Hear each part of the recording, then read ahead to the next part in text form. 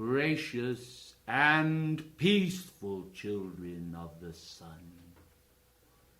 Upon our planet there is a circular blue sea, upon which the golden radiance of the sun does shine, and the azure light that pours forth from that sea is a radiance so fair that all who gaze upon it have a renewed sense in the simplicity of God. No complicating thoughts fill their mind, but only the unity of water and sky. Would you then, children of Terra, forsake now the thoughts that so frequently burden your blessed shoulders? Would you forsake those thoughts until the thuds of the burdens falling off can be heard on the ground all around where you sit or stand? Will you forsake your burdens? Let them go. Let them fall. And in the sweet and simple idea of this circular blue sea, with the light of God shining upon it and blazing forth the purity of the sacred fire through the crystal waters, azure blue, reflecting into your consciousness the simplicity of a little child, water and sky, the warmth of the sun and the coolness of the water. Your minds then, bathed in the purity of the water substance, are also aerated by the fires of the sun passing through the sunlit air. In the simple images there are invoked such magnificent responses in the soul. For little children, when their dreams are young and tender, do not think of complex geometrical formulas. They do not dream of huge and complex psychological blocks in the subconscious realm, or they do not engage in perverse fantasies which so often occupy the minds of the more sophisticated of men.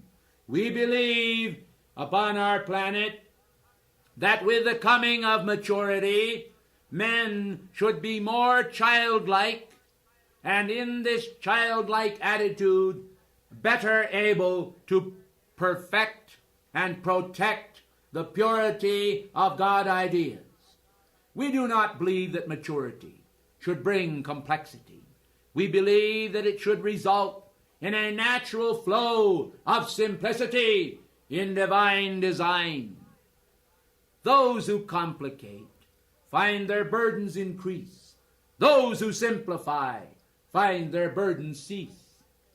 For light itself is the perfect solution to all mankind's problems, and habits created by multiplying a simple thought process into an involved one so often become a chain to hold one back from the beautiful freedom they seek.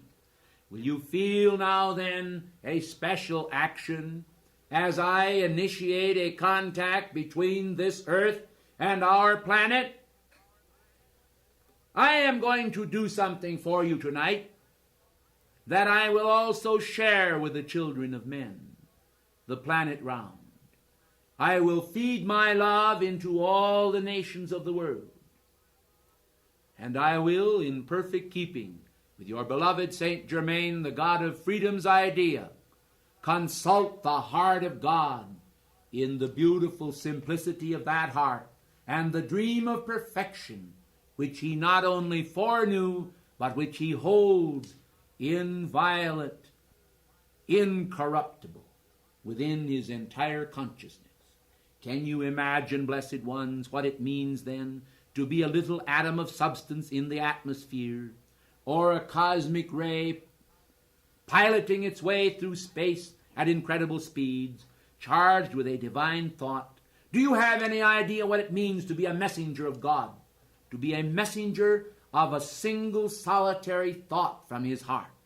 Not an arrow of outrageous fortune, but an arrow of light that when it comes in contact with any substance, it produces the feeling of God happiness. And oh, how thirsty the world is today for happiness. How it longs to find peace at the end of a day of turmoil. How people's souls cry out for the peace of the chimes of the Angelus. The day is ended. The heart is bowed in prayer. The harvest lays upon the ground. All mankind's fears and cares are found no longer there, but only love and peace abounds, a cosmic prayer breathed out in space. We then saturate the world tonight with a little beginning momentum of that which we are about to do. And as we start the quickening process in the hearts of these relative few who are here, we will see that you become seeds to scatter far and near this mead of heaven, this precious elixir that men may quaff, and in the quaffing thereof receive food and drink, meat for their souls, the calmness of certain knowing of the Father's plan, the capitulation of the ego that has for so long held up its arms in a fight or flight mode, whereas God has solely desired to produce the abundant consciousness of heaven within the force field of men's being. Let your precious brains no longer then struggle. Let your being, your emotional bodies, no longer reach out in agony, but feel the will to release the flexing of the muscles of feeling, of consciousness, of being. And in this sweet release, know that repose, which is the repose of a flower as it is opened from the bud, that yearns to drink in more of the sunshine and air. We would aerate your consciousness tonight. We would free your consciousness from all fear and blame, for blame is one of the great problems of the world. Whenever something goes wrong, someone is to blame. Oh, how man seeks to pin upon another the very responsibility which he himself should share with the whole world. I say then to you tonight, as you look into this calm pool of azure blue water, as you feel the golden radiance of the sun pouring down, let your whole body, each pore thereof, suddenly become a little miniature city of light, a city of purity and beauty, where God is. In the center of each cell, the centrosome now responds to glow. It glows, and the water element suddenly responds with a feeling of gratitude for the kiss of the sun. And as the body cells are quickened each one and one by one, more and more of you become saturated with God reality. Oh, those fears shall vanish. They shall pass away in a holy conflagration of fire. For fire will melt. Fire will melt with a fervent heat all of the ideas that man has had of failure. And he shall suddenly perceive that inasmuch as God did not want him to fail, why then should he fail? For the will of God is supreme. The will of God rules throughout nature. Why should the dream of God then be denied by an individual? Why should it be denied to an individual? Why should any man have fear that he will fail when God is in him? And if God is in the cell, then the cell must respond to the goodness that God is. And if the goodness that God is can penetrate all substance in the world and bring the power of his penetrability into the density of substance, then I believe that substance must relinquish its hold upon the dark shafts that have penetrated substance and created a caked condition whereby calcination will soon produce the bane of rheumatoids and all manner of other acts of pain in the force field of the flesh body, and even in the substance of the mind.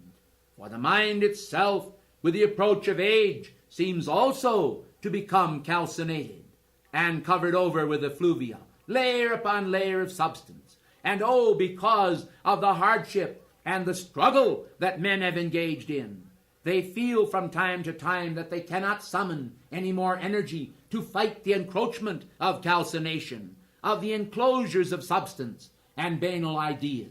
And, precious ones, how many amongst mankind are afflicted and affected by some member of their own immediate family. Now I am quite sure that you do not wish to become the affected or the afflicted one in that family.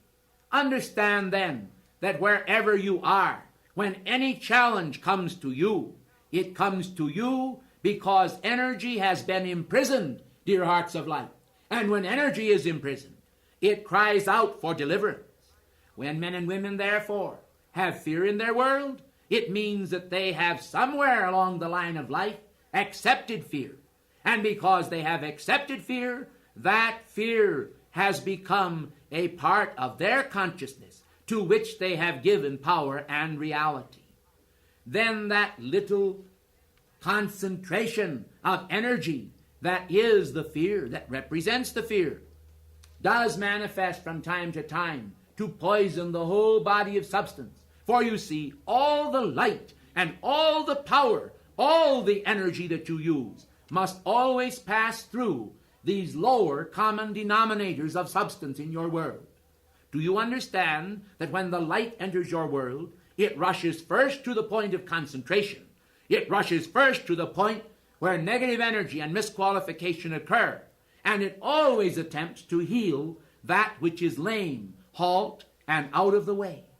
Then you see, when the concentration is very great in some life streams, all of that great concentration must first be healed before the energy of light and of God can flow into the other cells that are already free and stimulate and release in them the power that will make the whole body glow with vibrancy, with health, and with reality.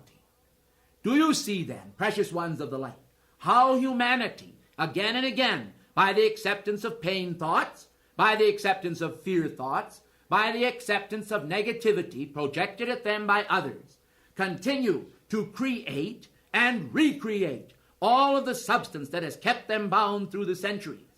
They will never know their freedom then unless they learn that the power of God must be invoked, that when it is invoked, it must be permitted to do its perfect work by going forward into the force field of their own body of feeling substance, as well as the body of the mind, the mental portion of their being.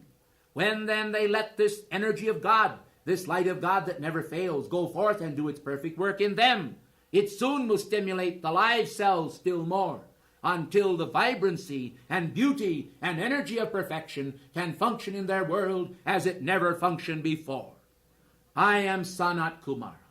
I have stood and gazed upon the perfection of God in my beloved divine complement, the lovely Lady Venus. And I tell you, when you see the divine woman stand forth before you, the love that you feel increases a millionfold and onward into infinity.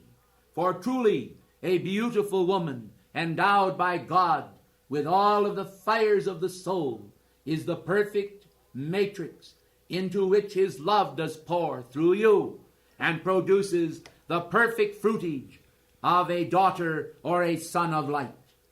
Do you understand then that here upon this earth, in its present moment of evolution, the Holy Family is a very real aspect of divinity? Those then who are so inclined and to whom light has directed that they become fathers and mothers in the world have the opportunity to become a part of the Holy Family through their own associations and exercising of opportunity to welcome incoming souls into a state of God magnificence, where the glory of the presence can exercise its prerogative of directing and perfecting the youth that are then given into their care. those who choose a life of celibacy and beauty devoted to God. They have covered their head with a snow-white radiance of purity. To them is given the opportunity then of evoking the Christ consciousness not only for themselves, but for those who also have elected to bring forth and train children. Let all who devote their life to God in celibacy understand that they have a solemn responsibility to pray and serve the cause of those who are devoted to the bringing forth of children. I want you to understand that the teaching of the young, the right and glorious manifestations of good thought, of benign thoughts, the thoughts that can rightly be entwined with the flowers, is the way in which a child should go. When the thoughts of a child cannot be entwined with the flowers, cannot be utilized in the weaving of garlands of hope, then something is wrong. For the child will grow up bent and inclined to selfishness, and to pull into its own world material substance and gain, to seek sensation and pleasure in outer things. But those who are taught the meaning of the flowers of the Spirit, they will identify with God. From them we will create the substance of which saints are made. I speak then of Teresa. I speak of Saint Teresa, whose joy and devotion to the Holy Presence has resulted in many healings throughout the world. And this is what we are interested in, is the creation of a consciousness of sainthood in men and women who may look anything but the part of a saint. For a saint does not appear as an outer manifestation. Many times the manifestation of a saint is a gentle fragility located within the consciousness. We find it sometimes in the roughest, and I say the toughest hewn surface consciousness. And we glory in the fact that whom God has blessed with the gift of sonship and sainthood, let no one then condemn. For God is in them, and He has raised them, and He has honored them, and He will respond to their prayers. Understand that man will accomplish not by outer things, but by inner activities of his being, the fullness of God manifestation. Let all understand then that we, in coming forth to you, expect alertness on the part of every student of light to whom the privilege is given to hear our discourses. For we are concerned with developing in your hearts that perfect pattern of light that will always respond, that will always be quick and alert to discover whatever we are saying and to evaluate these points as a means to your obtaining your freedom. I tell you, beloved ones, we are considering today the problems of the world. We are considering the problems of the world that have troubled humanity for so many centuries. We know and we understand how the manipulators of the world have continually sought to control the mass mind. We are aware of the demoniac and diabolical forces that flow forth in the world. We are aware of the darkness in the world. We understand it, but we know that God is the victory over all of this darkness. We know that God is the victory over every darkness everywhere, that God in you will keep you alert and awake to your responsibility, to your solemn responsibility, to understand and to fashion your consciousness as though you had in hand a chisel and were actually making out of the block of marble in its uncreated state a perfect statue of beauty and glory from on high.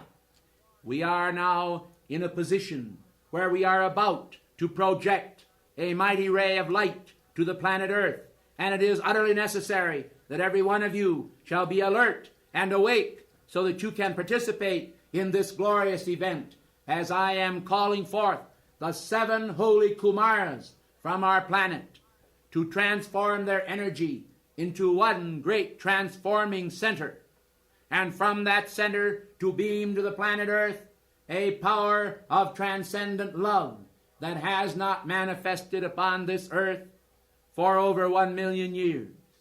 I want you to understand that the initial impulses of the deity sent forth to this earth were very great, that the love that God established on this earth in the beginning was so potent that to this day it is radiating and radiating and radiating throughout all nature and creating a continuance of all of the natural processes, with the exception of those that have been aborted by human consciousness and through cosmic decree.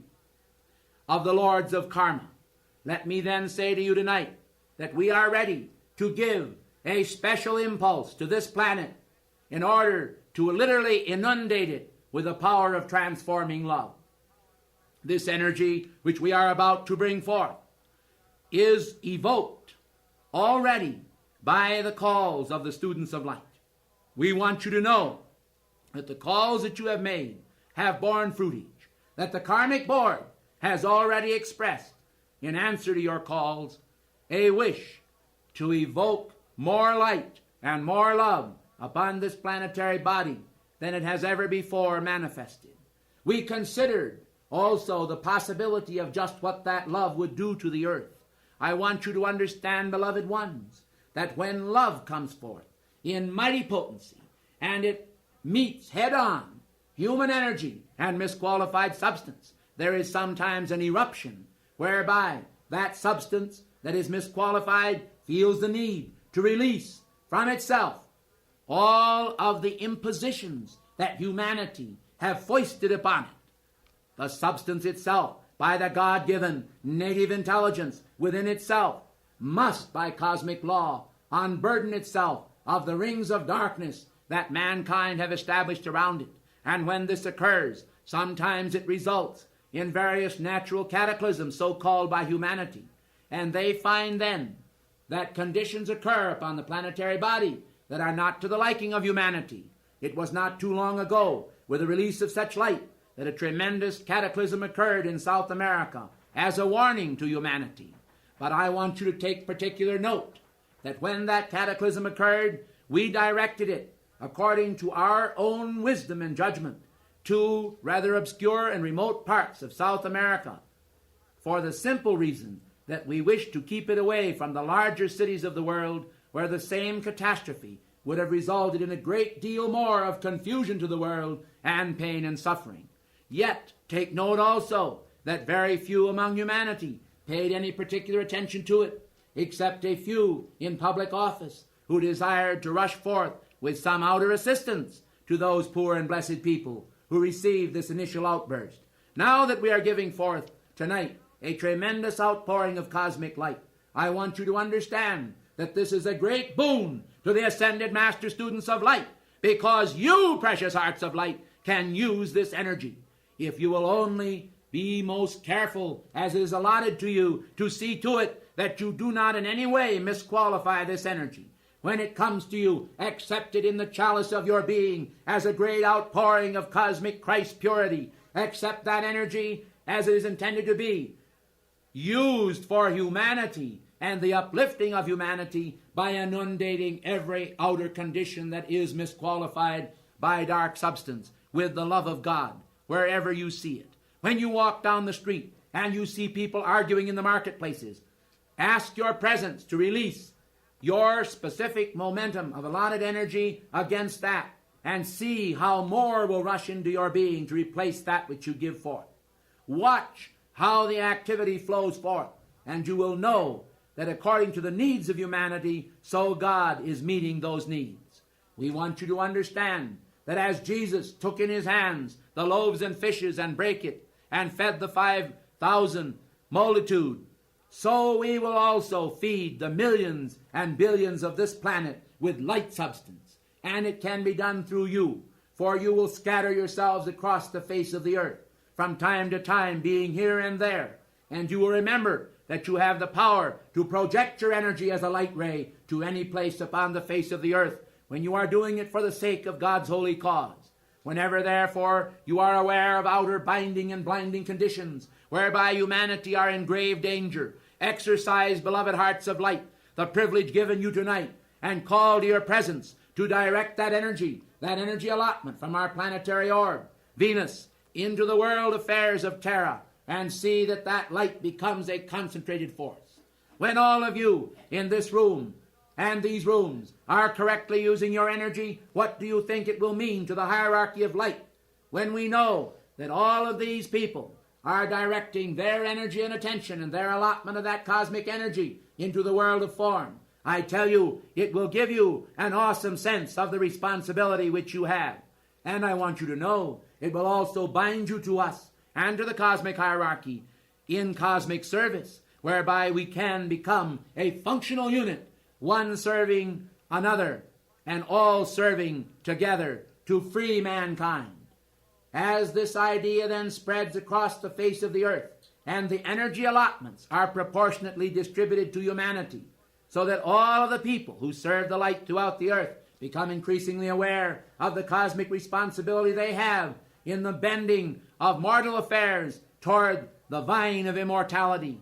As they become aware of the fact that humanity on this planet have a solemn right to exercise their privileges given them by God, to become living Christs, to function as Christ did in the healing of the ills of humanity, I tell you that it will become most effective upon the planetary body, and mankind will finally become aware that there is a powerful force working for and on behalf of freedom here in this world of form. And then we hold a vision of humanity coming from the north, of humanity coming from the south, of humanity coming from the east, and humanity coming from the west, and sitting down in the kingdom of God with the balm of love in their hearts and the power of transcendency overflowing the cup of life into their individual worlds and showing them the reason for purity, the reason for love to each other, the reason for fearlessness flame, the reason for healing, the reason for seeking to accept and know the will of God. All of this radiance, all of this power, all of this glory that is the glory of God will then literally inundate the world of form, and mankind will find that the light of God that never fails will be as a great sea of love and light, covering all nations with power and glory, and enfolding all of them in that holy radiance that is the great Ultima Thule, the final manifestation of love's perfection as it ascends to infinite dimensions. Do you understand the meaning of my words? Infinite dimensions, infinite dimensions. Multiplying then the power of love upon itself and squaring it to the nth degree, mankind will be able to geometrically produce such light as can be felt wherever it is needed. I tell you that mankind will rejoice then in the emancipation that is given to them. Now then, let us fix the coordinates. Let us fix the coordinate to the right. Let us fix the coordinate to the left. Let us fix the coordinate point of light to the rear. On this triad of light, let us tie in the grids and force fields of the holy Kumaras. Flame of each Kumara radiate into the triad. Flame of each Kumara radiate into the triad. Flame of each Kumara radiate into the triad. The triad now glows. It glows with a violet pink light. Draw back the thunderbolt.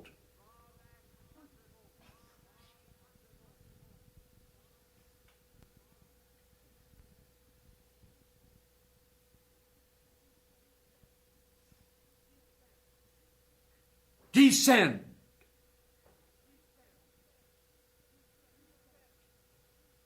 Descend. Descend. Pour out thy love, O Venus, onto the earth. And now a radiant pink pathway of beautiful light is pouring down upon the planetary body, spilling over into this focus of light. It is pouring out to the west, to the east, to the north, and to the south. And the channel is open. the love of the Kumaras will continue to pour. For 17 days we will rain our love upon the earth. And at the end of that time we will evaluate it. And if by cosmic law it becomes the will of the karmic board, we will furnish another 17 days of cosmic light magnificence unto the earth. If it does not, we will cease and desist for the time being. But that which we have sent forth has been granted by the karmic lords. And the fire star of Venus is beginning to pulsate, now with blue, with violet, with pink, with the purity's radiance. It resembles a giant sparkler, as scintillating stars are pouring forth from the center and mingling and commingling with all of the color rings. The beauty of that descent is indescribable in human words. It must be witnessed by the inward consciousness to be understood. Now the light increases. Now we step it up. Now more energy is pouring down. And now the angels of the holy Kumaras are gathering round about the triad and the star. And they are singing. And all of the little electrons are beginning to dance. In the descent, the electrons are dancing. Open your hearts. Open your hearts. Open your hearts and receive this light. Open your hearts. Open your hearts. Open your hearts and receive this light. Open your hearts, open your hearts, open your hearts, and receive this light. Feel the purity flow. Feel the pink glow. Feel the love increase. Love that flows through your cells, through your whole being. Does it not tend to wash out resentment? Does it not tend to wash out fear? Does it not tend to wash out doubt? Does it not tend to increase faith? Does it not tend to increase awareness? Does it not tend to direct into your being a sense of the lineaments of the divine form of the Christ forming within you in the magnificence of himself? Well, precious ones of the light, how marvelous it is that you are able to understand. I would want to say then to you, we want to increase the beauty and perfection of the light always. We want to increase the beauty and perfection of the light in everyone. You do not understand from time to time how tremendous the negative forces are in their build-up to millions and millions of people. I feel therefore constrained to speak to you about the awful carnage on the highways.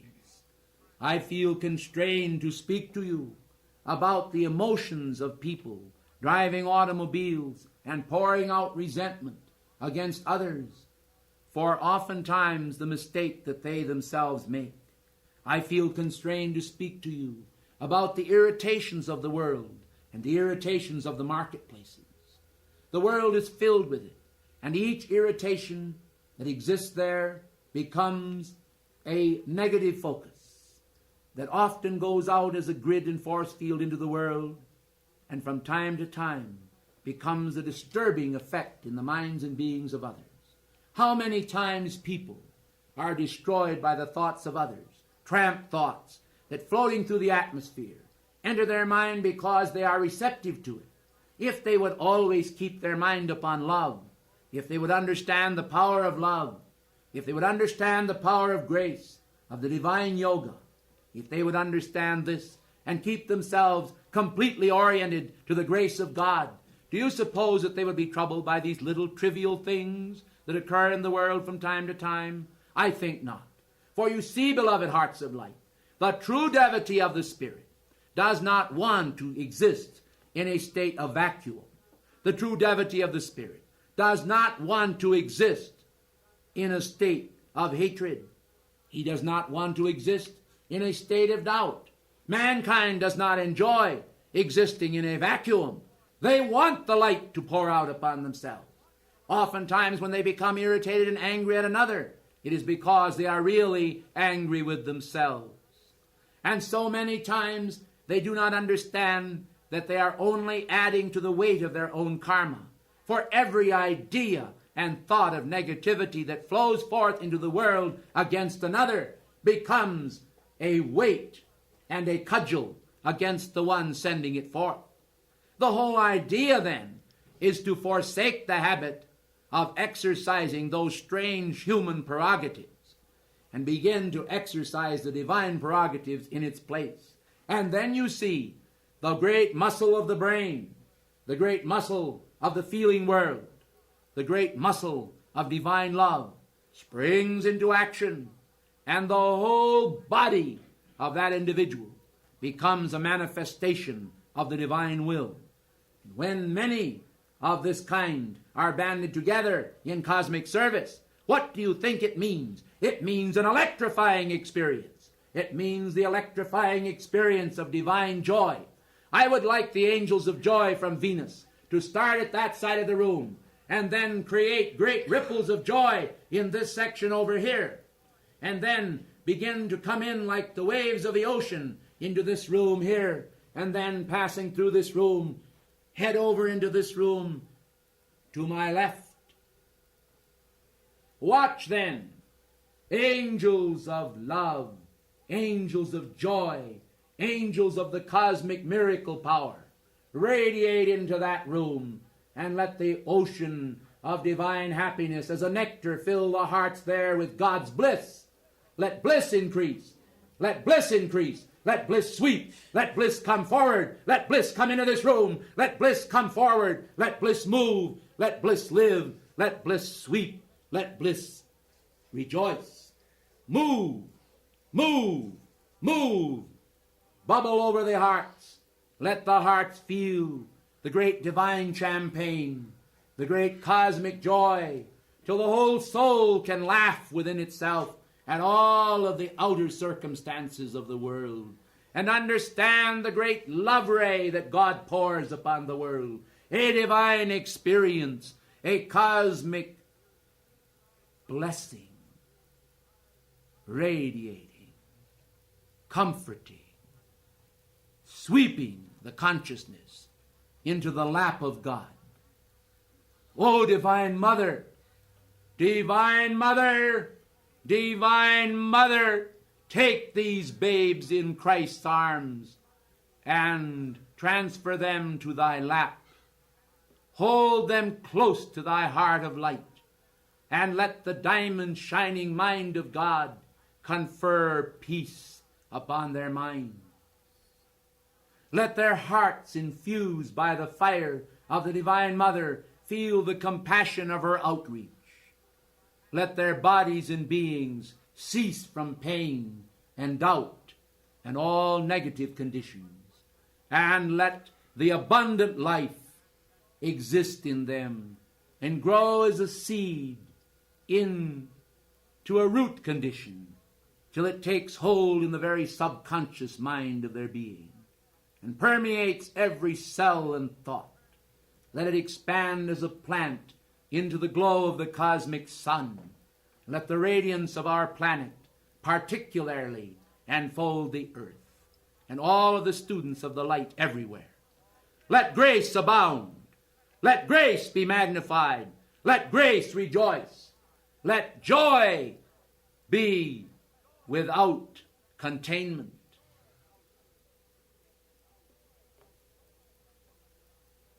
O beloved Terra, how long did I hold thee in my embrace? O beloved mankind of this world, how long did you sing to me and to God praise as the Ancient of Days? How long then must I be the regent, Lord of the world?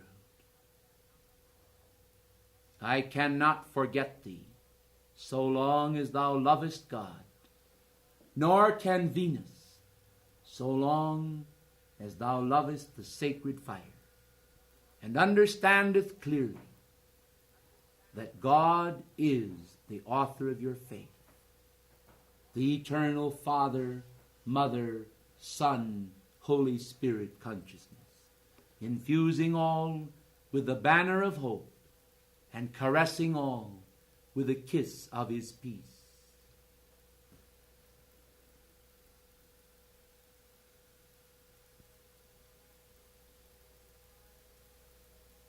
Ein well.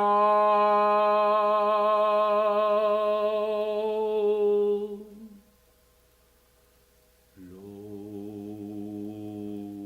parailal voni mori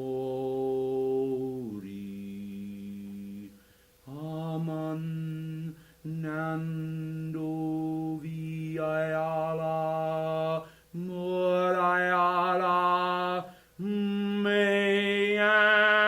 wava tree bone amenal etraya vua swadiriba bucam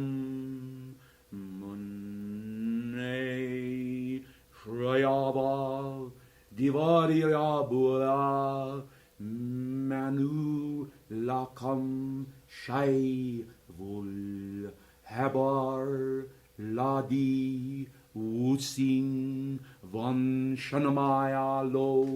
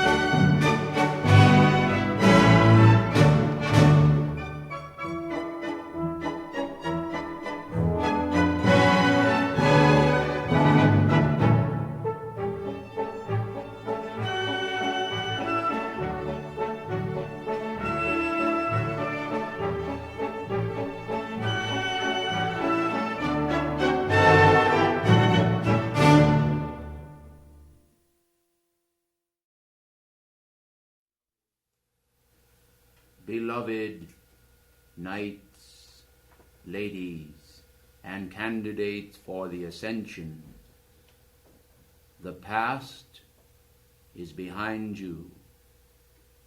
The present is the gateway to the future. And as we examine the fabric of the world's current manifestation, as we perceive how ignorant men, like puppets dangling from a string, are themselves deceived and being employed in the deceiving of others, we are aware of the solemn moment in history when freedom must be guarded or be lost. The battle is yours. We will aid you in every way that we can. We have escaped through the Spirit from the prevailing dangers of the flesh. But those today bound with you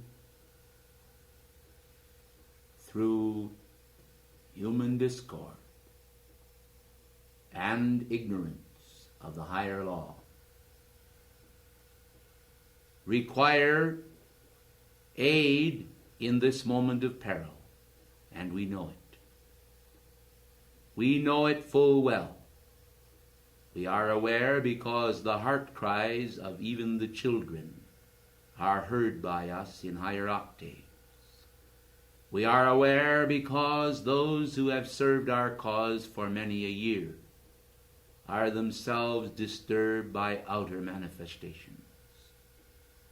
In past times, because of the images humanity hold of the ascended masters, it probably would have been a little better for us to have performed according to the images they hold of us, and therefore to have provided the fullest aspect of comfort to humanity, and said unto them, danger does not exist, there are no perils in the world, we will take care of it all, rest secure in this moment, for God is in his heaven, all must be right with the world.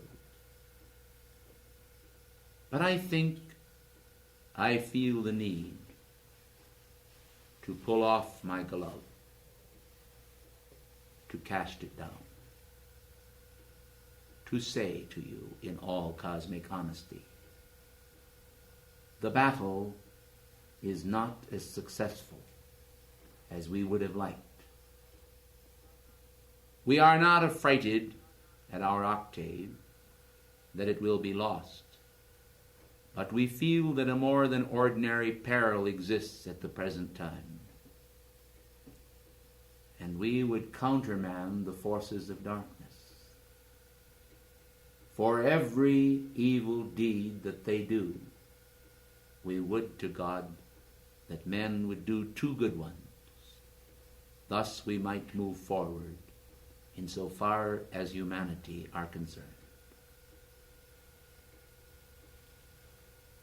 Those called birds of a feather continue to flock together, and sometimes this becomes a means of deceit.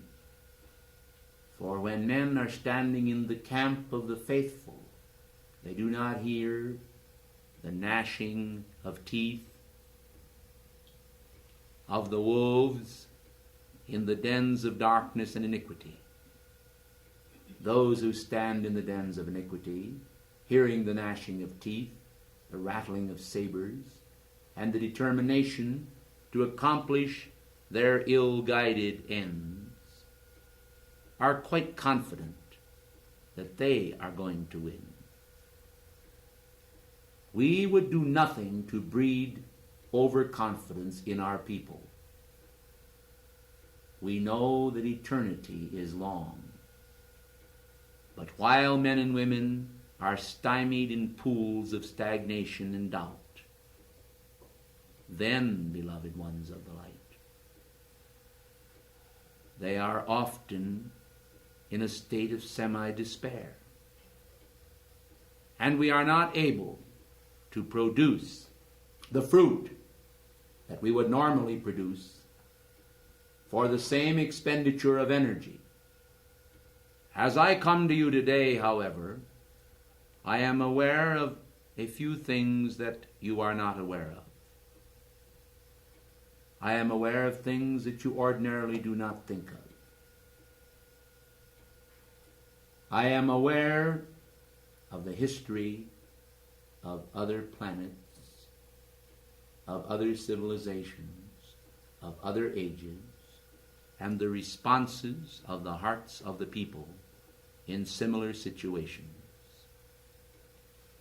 And I want you to know that whereas I do not have that supreme confidence that can certify unto you, yes, you will win this year, or next year, or the year following, I can certify unto you that if even the few that are here would exert their maximum efforts on behalf of freedom, that we could give the world a resounding whack from which they would scarcely recover. This may come as a surprise to you, that so few people could so badly or so well affect the world. But if you will look back in the pages of past history, you will clearly see that the few have often commandeered the many. And again, these few have successfully won a battle. Now the battle for the minds of men currently going on has become, may I say it, very dirty.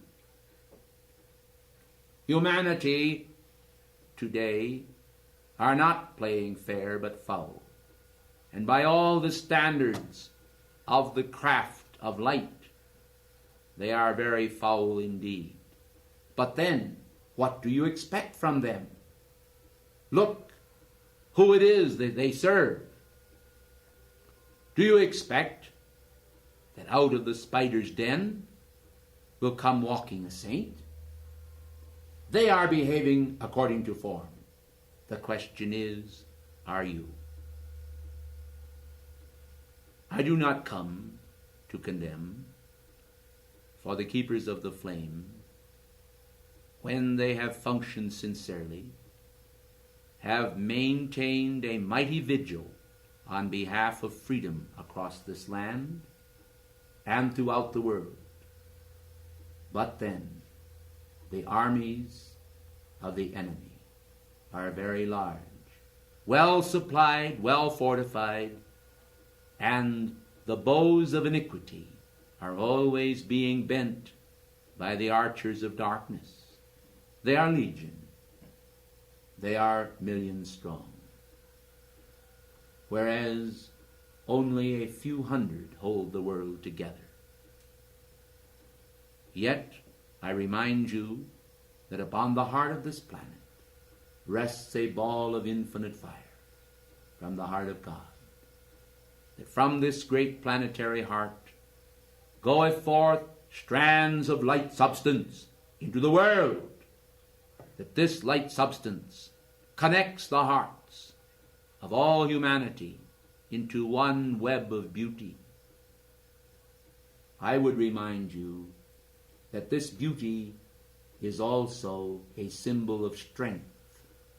I would remind you that there are millions and millions untold among humanity who are what we term benign souls, sons of God in embryo. Their hearts are like children, and in their child hearts they believe and trust that God will deliver them from evil. Their eyes are mercifully blinded to many of the laws and functions which you so clearly see. Perhaps in your heart, and shall I say, also in your ignorance, from time to time you feel that the secret of God's success upon earth is to implant in their beings the higher knowledge, and I believe with you that this would aid our cause. But there are times when you place within their hands the knowledge of the sordidness of the world, only to find that they lose heart first in the world, and then subsequently in you, and turning to disbelief, will doubt that all of the threats now imperiling mankind really do exist. And the dark ones come to their mind, and like ostriches, they thrust their little heads into the sand while their hearts are nearly sobbing or breaking with shock that humanity are indeed in such a sorry state. You see, precious ones, all that seems so simple is really not. There are many complex problems facing hierarchy. The problem of ignorance is one of the worst. Yet, when we seek to dispel it, there is always the problem with humanity, that the problem itself will seem so terrible that their minds will refuse to accept it.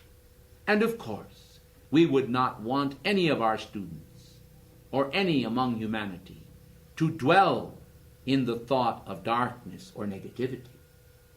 But certainly he who is forewarned is forearmed. And therefore the dilemma or the plot thickens. The solution is so difficult. Yet, in reality, it is most simple. For if all would accept the infinite love of our Lord and stand in support of the holy principles of freedom, the entire matter would be solved instantaneously. But it does not become so easy when individuals are divided in their thoughts, when one group of people think one thought and one another. There is no unity then amongst those who agree together to preserve the fate of the world. They agree together to preserve the fate of the world, but every action speaks of division. They agree together to preserve the fate of the world, but they are turned by trifles into enemies. Shall we then advocate the darkness shall have fellowship with light? I am sure you know the answer to that one. But the problem is not easy. Hence, as I come to you today, it is with a heart full of awareness of the complexities of the problem. And I ask you to pay homage with me to our liege Lord, the living Christ, and see that the light of his presence, scattered abroad across the margin of the world, can well provide the fanned flame of pure love that will inundate and overcome all the problems of humanity and enable them to put away their weapons of destruction and trust in the eternal to afford them a solution to the current problem. Quite naturally, we do agree that the knowledge of man's intent must be spread abroad. I refer here to man's vile intent, but it must not be dwelled upon, for we must see to it that the positive actions we will take in the world will counteract all of the negativity that threatens freedom. Build men up in Christ consciousness, and they will not be touched by the minions of darkness. Build men up in the mind of God, and the mind of Satan loses its appeal. Build men up in an outreach for cosmic Christ accomplishment, and they are not so concerned with temporal goals. The whole matter then becomes solvable when viewed from the standpoint of a most positive approach, an outreach into the world that, while mindful of the darkness in the world and the threats to freedom, impels the forces of light to move forward and will not for any moment be affrighted by the forces of darkness with their smut, pornography, and shadowed concepts, which in the current age seem to have almost overwhelmed man who would otherwise be innocent. For I believe that childlike innocence can be preserved to any age, and I believe that it is the best fortification that any man or woman can have. Childlike innocence may sometimes suffer as a result of the depredations of the hypocrites of the world and the deceitful of the world, but it will always have eyes for God. It will always find a welcome from his heart. Let those then who have maintained the sweetness of childhood innocence rejoice that they have done so. And let those who have lost their innocence rejoice that they can also lose their guilt, their shame, their misery, their unhappiness, their thoughts of unreality, that they can become identified with the light of God that never fails, that they can, by the sword of the Spirit, cut themselves free from the relentless beat of sinister strategies upon their being. They can find sweet release in God. We are concerned then not so much with the threats against freedom as we are with the mighty power that could, with one breath, overthrow the dragon and all of his cohorts. Do you understand exactly what I am driving at? Do you see clearly then that you must fear no evil, for God is with you. His rod and his staff will provide not only comfort, but the manifestation of the blazing fires of reality that are the flame that you must keep. And when you keep that flame, I tell you, it will not be content because of its expandable nature to rest upon its laurels. It will reach out to consume darkness, to push it back, to spread a canopy of light everywhere, and to provide the wholeness of renewed hope for all humanity. I trust that this little glimpse I have given to you will be helpful to you, that you will see that all of the ugly images of the world need not be remembered. God never sullies his mind with them. The ascended masters do not touch them. And when the keepers of the scroll are required to examine the record, they do it with fingers of fire that leave but a smoldering pile of rubble where the records were. They consume them, and they are stored in a most special cylinder where they are only used in times of judgment. And they are written in such a hieroglyph as no man can decipher save the keepers of the scrolls. And the code is changed from time to time so that even the evil appears to be good, because this code is a marvelous code that I shall not explain in detail, except to say that evil is never remembered in the consciousness of God. And when we have accomplished that which we would accomplish for this planet, all of it shall be cast into the violet consuming flame, never to be any more. We have no desire to perpetuate evil, but we thoroughly understand that men today must understand that when evil threatens freedom and threatens to take away the hopes of the world, then act you must. You must act in the part of wisdom. You must act in the part of knowledge. You must act fortified and strong.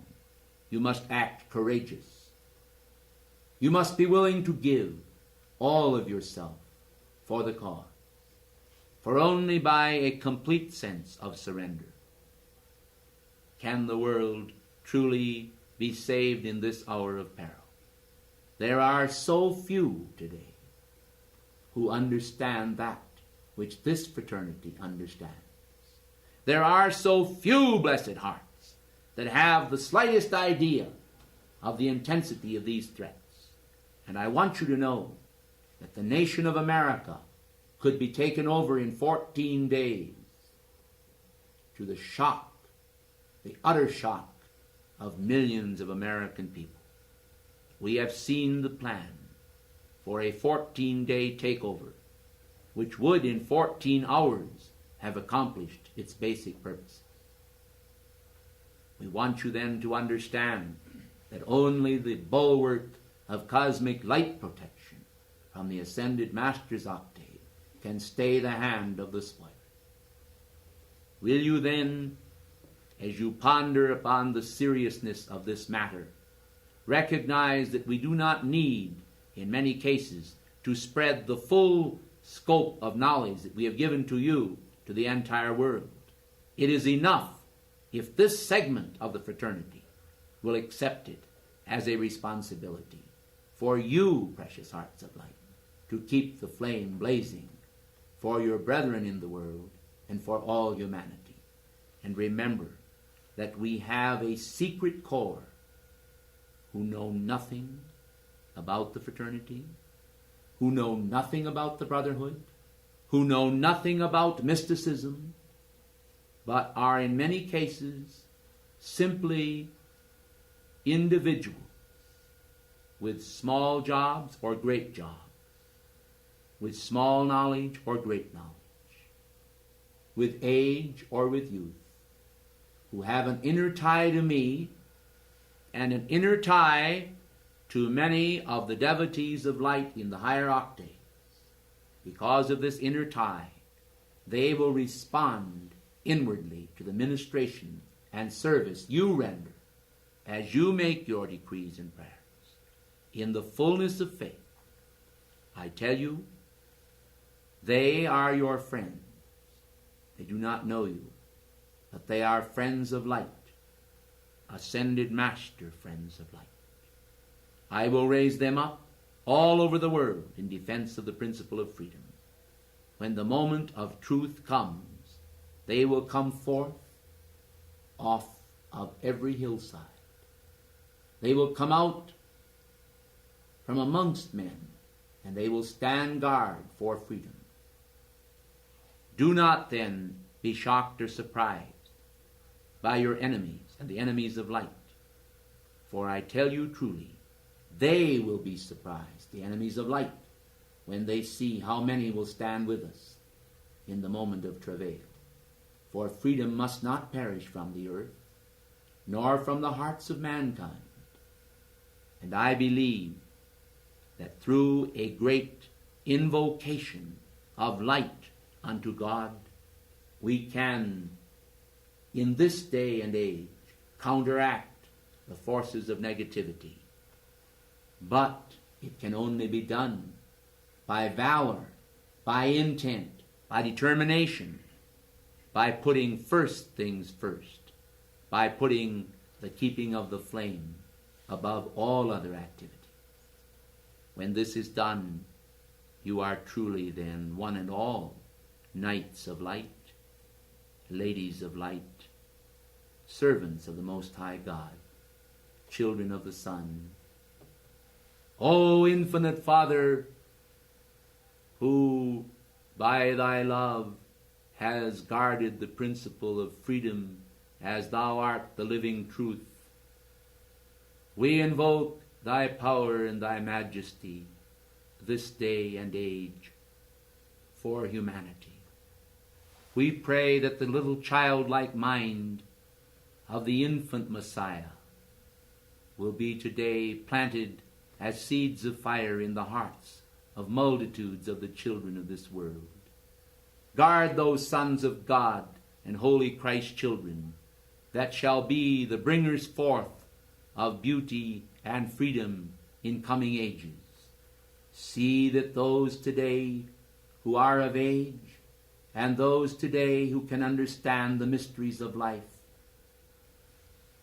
are supplied with every inward quality that they need of understanding, of consecration, of love and love's radiation, of the fires of truth, that none of these will be lost or part from the covenant of Asha, the covenant of purity, that none of these will go down in darkness or defeat, that all of them will be employed in the service of Archangel Michael and his legions, eternally vigilant to guard the kingdom, eternally vigilant to guard the mind of man from inundation beneath the flood of the vampires of darkness and the dragons of deceit.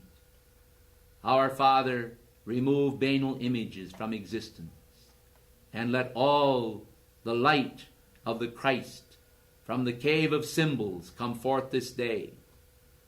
And let that light from the cave of symbols and the symbols in the cave of symbols be implanted in the hearts and minds of all who are keepers of the flame, that the forms of God blazing there, the divine geometry, the language of the soul, shall give to them the necessary implements by which they shall successfully defend freedom against all enemies.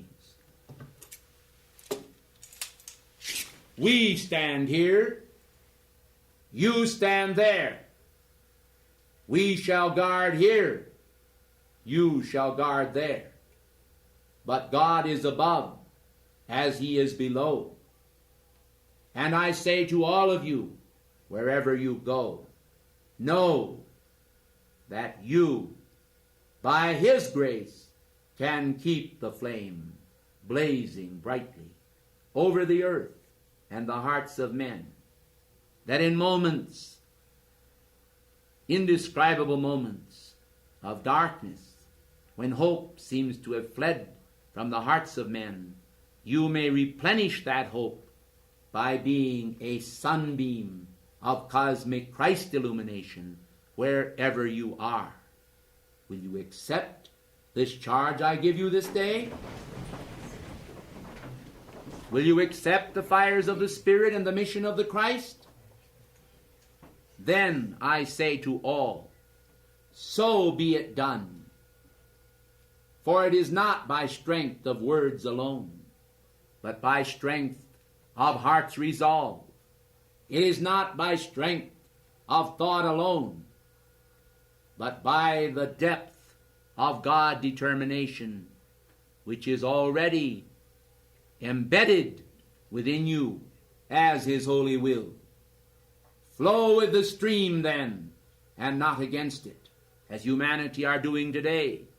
They shall find themselves, those children of darkness, cast upon the rocks, scratched and broken.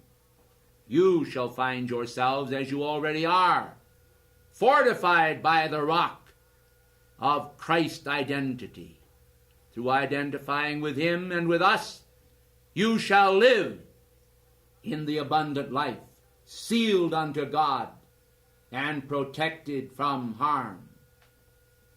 This is God's will for all. We shall initiate them in due course of time.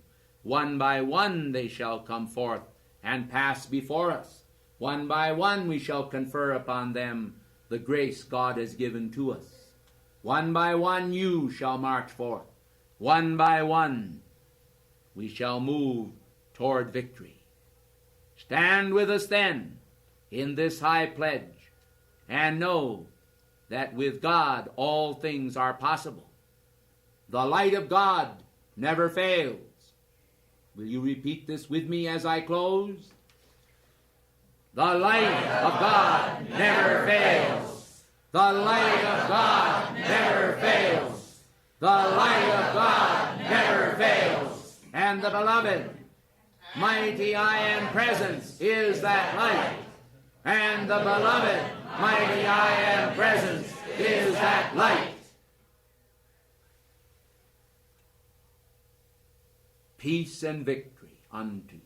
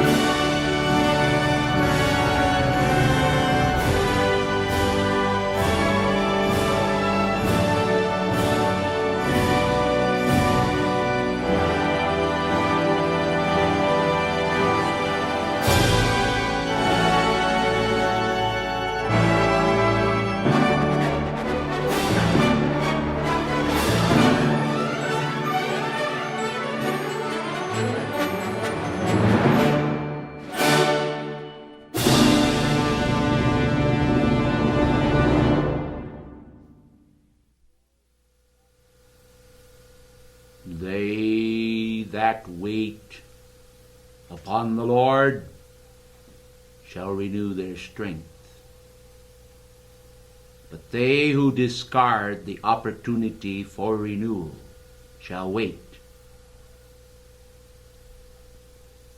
The hour of enflamement is at hand. The silent ones shall speak, and the speaking ones remain silent. Life will turn upside down and inside out, because life will reveal the contents of the hidden scrolls. From the housetops, the proclamations of that which is done in secret shall be made. And many shall blush in shame, and many shall be shaken, and the fire shall try their works. And in the midst of the fiery trial will come the coolness of gratitude. And gratitude shall rise from faithful hearts, and the hearts of the unfaithful shall tremble. And the light of the morning shall be seen in the evening.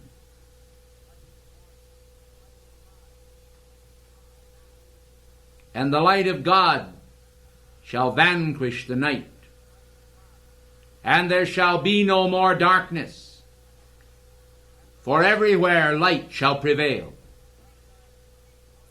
Greetings from Darjeeling, from the council of God's will. Greetings from the Supreme Council of God's will. Peace be unto you, and recognition of the flame within your heart. Let the little children tremble in joy, and let the aged quake. For behold, the exactness of the law shall require of every man according to the measure of his knowledge. To those who have been given much shall much be required, and to those who have been given a little shall little be required. Yet there is the requirement of progress, and those who have denied themselves the opportunity to progress, they also shall feel the chafing bit. The time has come when the children of God should cease to be foolish. They should exercise their lives in the discernment of cosmic worth. Cosmic worth within themselves and cosmic worth within others. Why will ye tarry? And why will foolish men and women to whom the teaching has been given continue to let their tongues wag loosely as though they were bolted in the center and flopping on both edges? I tell you, the time has come for constrainment of gossip, constrainment of vile words, constrainment of darkness.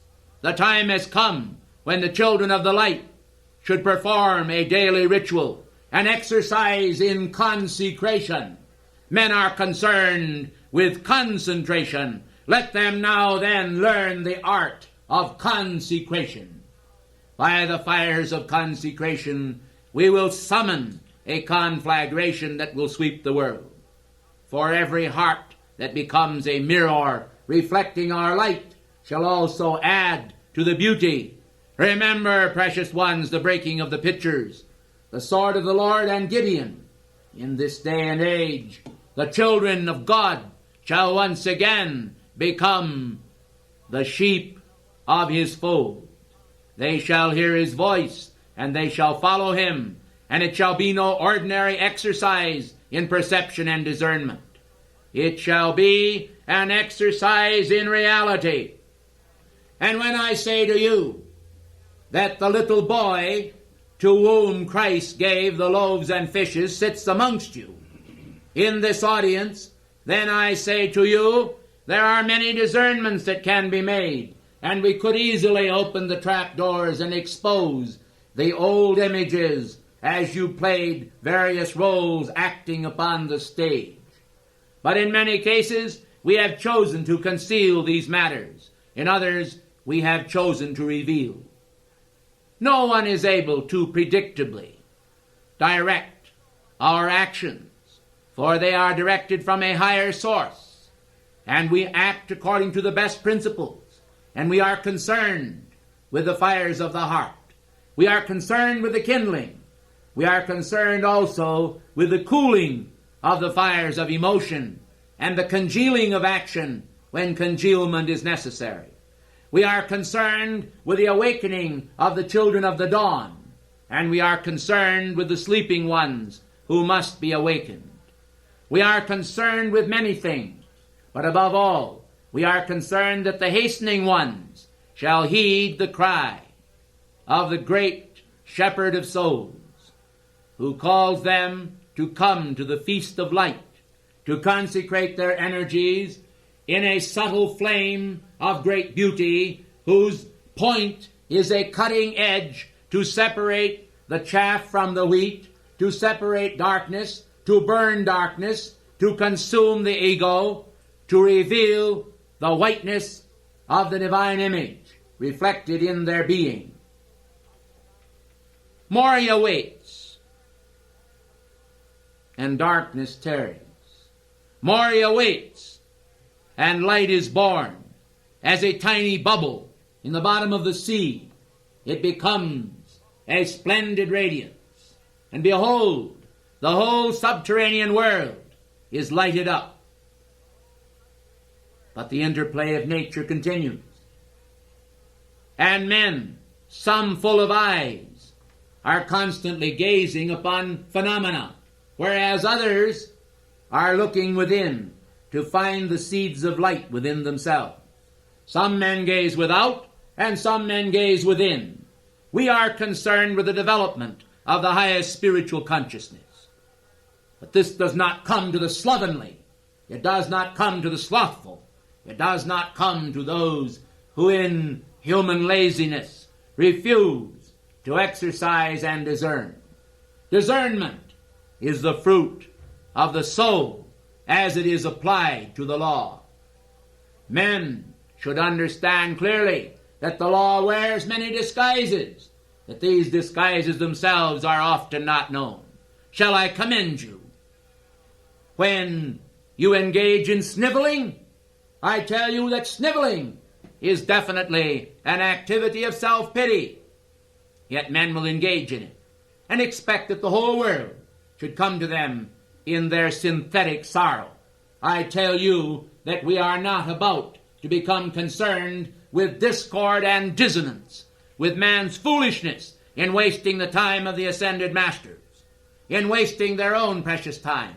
If they are not interested in burning darkness and creating tapers of light that will aspire to the highest recognition in themselves, then let them not waste their own time. Let them engage in the pleasures of the flesh and reap swiftly the penalty that will come. For we are not in need of souls. Men who have souls are in need of us, and they need us most dearly. Yet they seem to expect that we shall always be available the exact moment when they want us. They will seek us out in their own good pleasure, but they do not understand that we too are governed by law, a law that is higher than ourselves, whereas the law that they have established is only the law of their own being, a law that they have made immutable and in direct opposition to the gathering together of the children of light. Why do you suppose humanity today are suffering the returning currents of karma swiftly dumped upon them? Why are they barely eking out a spiritual living? Why are they barely discovering the gems of reality, seeing the fields are literally mined with the treasures of heaven? And yet men come up with all of their panning with but a teaspoonful of liquid gold, when they should, even in any day, fill a great cloth with a weight they could scarcely carry. This is because they do not expect to receive. They expect that they shall receive as they have given, and it is a precious little that they have given to the light. by comparison to the great spiritual wealth that is within them. They expect that God should ever stand at the door as though he were a servant, and that when they beckon and call, he should come. But they reckon without the activity of the wise lords of karma. Is it not written that those whom the Lord loveth, he chasteneth?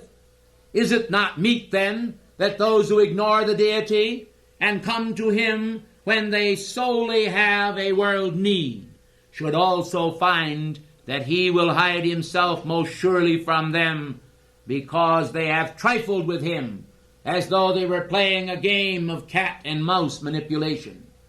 We are concerned that individuals shall recognize the seriousness of the day in which you live. Vanity is everywhere, and the ego is constantly displayed. We observe the students of light from time to time as they exercise the ideas of vengeance against one another, as their puny egos flash forth the fires of resentment. We are aware of the miserableness of human nature that will fawn in hypocrisy even upon the messengers in some cases, and then behind their backs utter curse words against them, as was done within a fortnight. We want you to know that this is a very serious business, that you are engaged in a great struggle for recognition of the deity within yourself. Yet, we hesitate to scold because we are aware of the enormous amount of love that has been directed at us. The whole matter is one of the deity himself being ignored.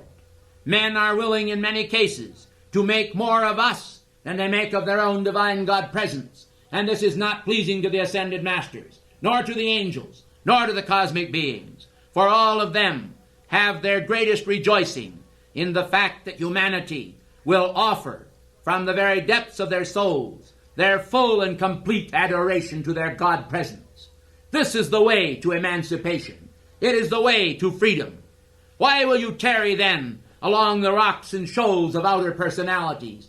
Why will you take your time to criticize the action of those who are serving the light, when your own lives in many cases are but shambles? Why will some of you come here with the idea of searching out and discovering for yourself, if you can, some fraud in these blessed messengers?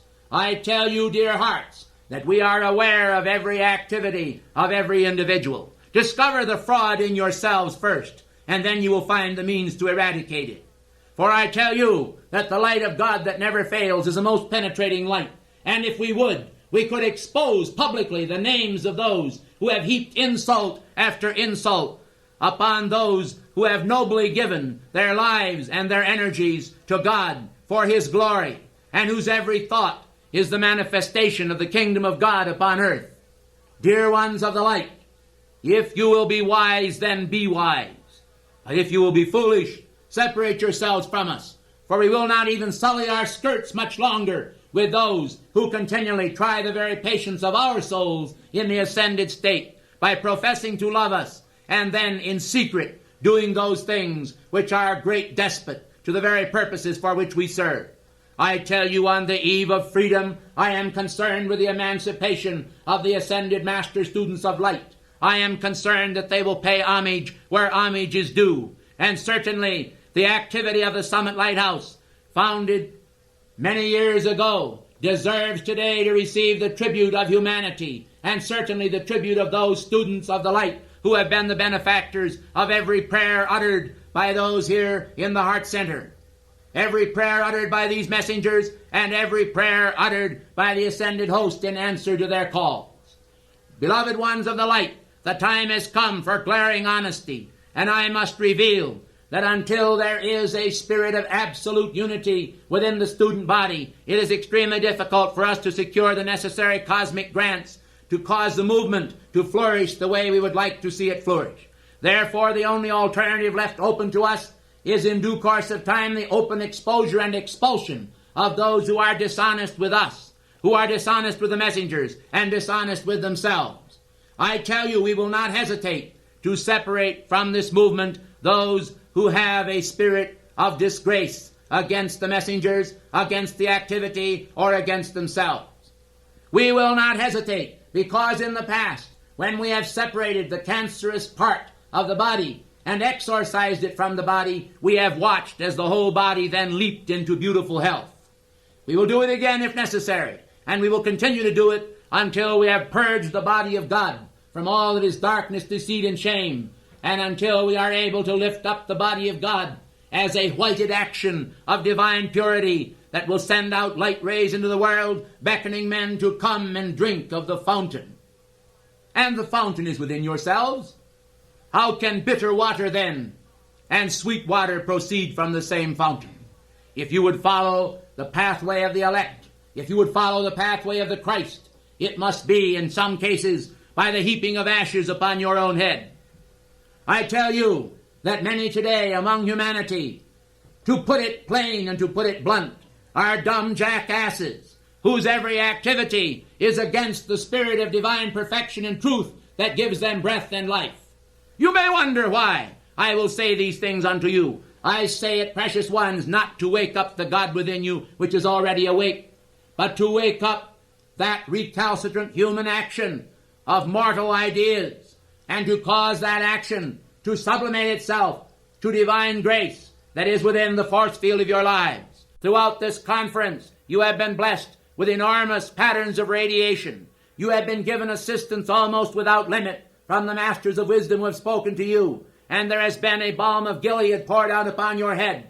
I, therefore, true to form tonight, have come to you carrying a whip in hand, and I am determined to exercise it, and I am determined to cut you free from those cancerous activities that always bear fruits of darkness.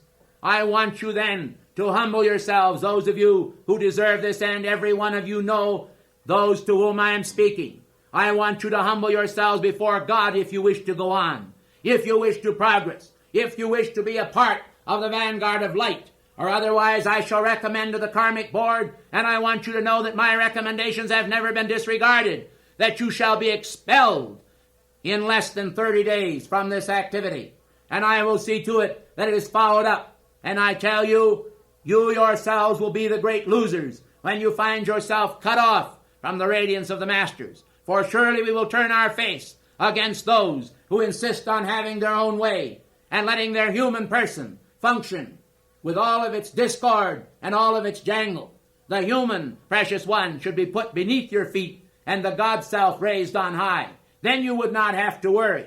But precious ones of the light, this Darjeeling trailblazer remembers how many times the mountains have been strewn with the carcasses of those who have made a noble beginning. They took all of the necessary equipment for the trail. They took all of the necessary equipment to climb the highest towers. Yet, almost with the first challenge to their lives, they rebelled against the rigors of the journey, and they decided that they would rather be back where they started from. Well, precious ones, it is so easy to slide back, so easy to slide back where you started from, which is nowhere, and so difficult sometimes to climb even a little hill. Will you not then recognize that you have a responsibility to accept the pressure of the light that God has already given to you, that you have a responsibility to manifest the beauty He has already given to you? I tell you this is true and is no lie.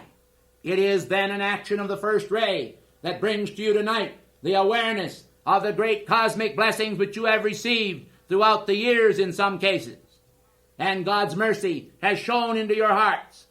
And God's mercy has even prevented humanity from knowing some of the evil deeds that some of you have done. He has actually shielded some of the students of light and protected them so that their deeds were not known by men. But I tell you, I shall not much longer see that this is done.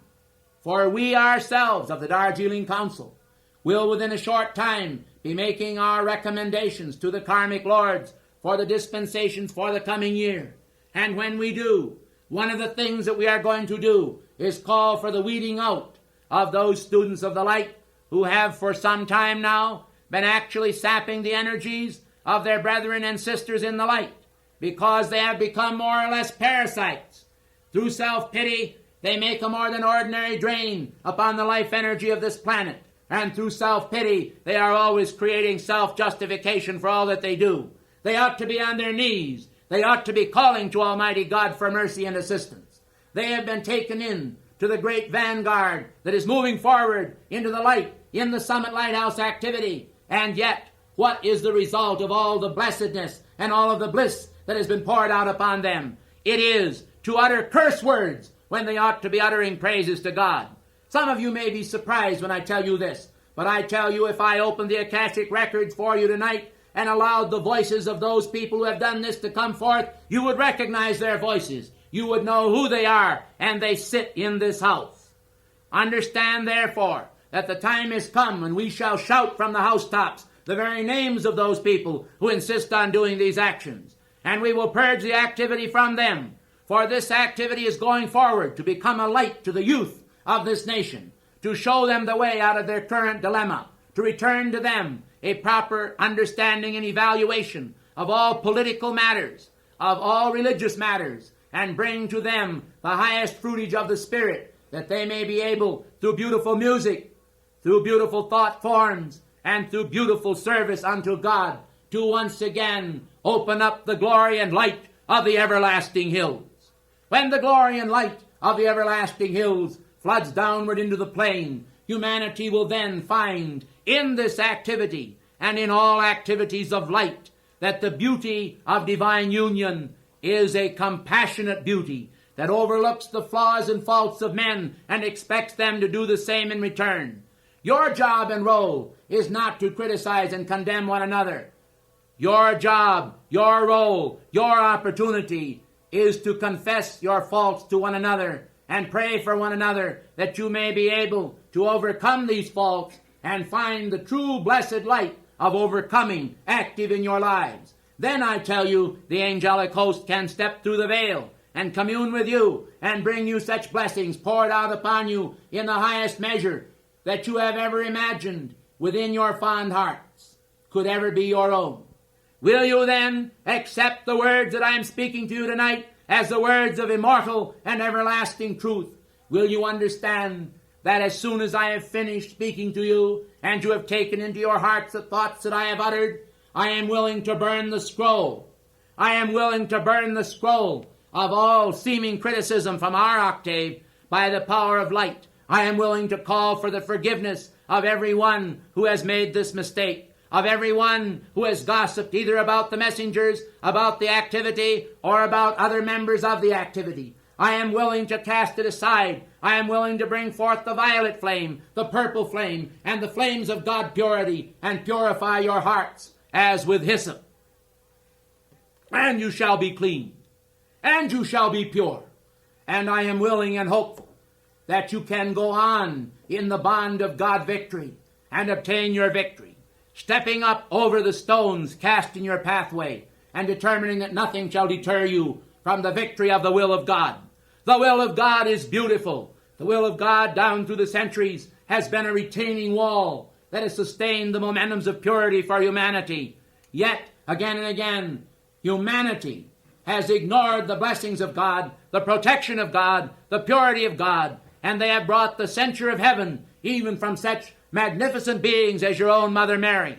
I know full well that when the great ascended beings come to you and speak to the messengers and praise you, when they bring messages of great inspiration and hope, you are all hands, you are all eyes, you are all ears, you are waiting to receive these blessings. But when we speak the truth, it is sometimes a cutting sword that enters into your consciousness and does not always fill it with such joy. We want you to understand that just as there is a time to be joyful, there is also a time to weep. And I am now in the mood when I believe that it is more essential that you might weep in some cases. And those of you who do not deserve to weep, please understand, pray. Please understand, pray. Pray for those who have despitefully used one another, for those who have not practiced the principles that this holy order stands for. I tell you, your prayers will be heard, and we will swiftly bring forth the actions of the lords of karma, and these individuals will be tried before the higher tribunals even while they sleep at night, and some of them will be visited in dreams, And they will find that it shall come to pass that every word that I have spoken shall be fulfilled in their lives. And those with whom we cannot communicate and bring the direction that is the purity of the light into their lives, then I tell you, we will turn our backs upon them, and it will be many a day that elapses before we turn our gaze upon them once again. The time has come when we shall answer the cries of the many of mankind who have never even had the opportunity of hearing these words, who have never had an explanation of this law. Do you think, then, that we should continue to waste our energies, our admonishments, our instructions upon those who choose to ignore them and turn to listen to the whimsy of the human voice, of human nonsense, as it seeks to produce the substance of decay in their worlds? Well, I think not, and I am just about ready to wash my hands of those who do so. I am ready to shake the dust of the earth off of my garments and say, farewell to them. I tell you that we have been patient with the students of the light. We have watched as they have listened to the various records and dictations. Some of them have actually said in their hearts, I wonder if this is truth. Well, beloved ones, you do not have to wonder as to whether this is truth from the standpoint of examining the truth therein. It is not a matter of the fact that these messengers have spoken it, that we have spoken through these messengers. It is a matter of the truth itself that has been spoken. You are able to discern the truth for the sake of the truth's own sweet sake. You know what is right and wrong. You do not need to be instructed. Many of you are parents. All of you have been parents in one embodiment or another. You understand how admonishments given to children are sometimes ignored. Well, then, accept this which I am saying to you, and understand I do it for the purging of the body of those elements which are discordant and inharmonious. I am not anxious to do this. In God's holy name, understand this. I am anxious to see all of you walk the golden streets and play the golden harps. I am anxious to have all of you as brethren in the highest. But I cannot accept the discord and deceit of the betrayers and traitors to the light that sometimes ensconce themselves as upon thrones right in the midst of the students of the light. And there they practice their whoredom against the purity of God. We will not have it. We will not stand for it. We will exorcise by all of the power of the heavens this activity of all that is discordant and produces jangle. We are determined for purity to manifest. We are determined that this shall be the most beautiful body of the elect that has ever been upon this planetary body. And we are anxious to extend the borders of the kingdom of that election to the whole wide world, that they may drink of the cup, the same cup of the Christ, which was served to you this evening last, when you understood the beauty of the Eucharist. Will you then, in the full solemnity of this occasion, pledge me your hearts? Will you pledge me your heads? Will you pledge me your hands? I want from your hearts love for God and all men. I want from your heads His holy wisdom to guide your lives. And I want from your hands the service that the light requires in this day. And now, the Darjeeling Trailblazer has spoken. And in God's name, all that I have said is for the sake of His holy will. Will you understand that? Will you still the wild beating of your hearts? Will you remove all fear? I come not to torment, but to set you free. And only His will possesses the fire of true freedom. It is the highest expression. May I bid you adieu. May I confer in my passing a blessing of the radiation of the will of God through your being. I thank you.